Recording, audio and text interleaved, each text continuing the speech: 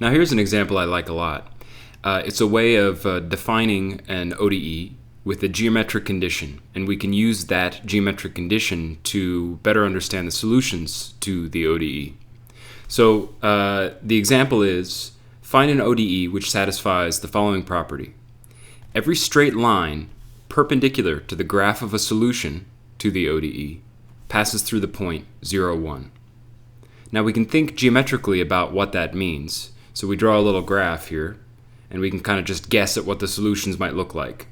Here's the point 0, 1, and we draw a bunch of straight lines through that point. Now the graph of a solution must intersect these straight lines perpendicularly. So a good guess, I invite you to pause, think about it a little bit, and take your own guess. But a good guess would be that the solutions must be circles. Okay, so now let's see if we can back this up with some reasoning. So here's a solution to this problem. So we know that the slope of the graph of the solution to the ordinary differential equation, that's y prime. That just comes from ordinary calculus. Now, the slope of a line perpendicular to that graph must be minus 1 over y prime.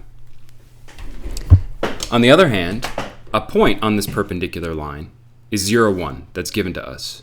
So we know that this straight line, which is passing through the graph of a solution, has the slope minus 1 over y prime and passes through the point 0, 1.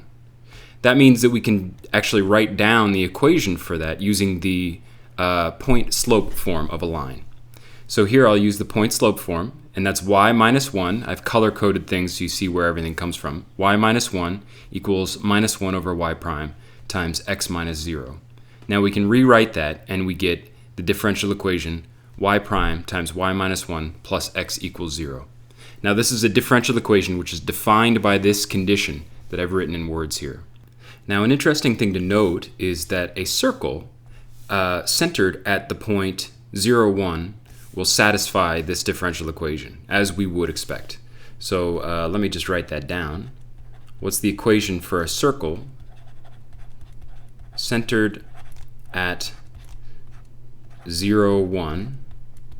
Well, it's y minus 1 quantity squared plus x squared, and that's got to be equal to the radius squared. And so I could write that as, say, r squared, where r is just some constant being the radius. Now, differentiate this expression for a circle, assuming implicitly that y is a function of x. In other words, use implicit differentiation, and you'll find exactly this ODE is satisfied.